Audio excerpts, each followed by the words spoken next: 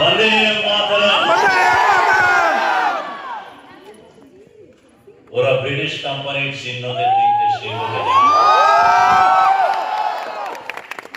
আজ না হয় বাংলার শিল্পকে দেব।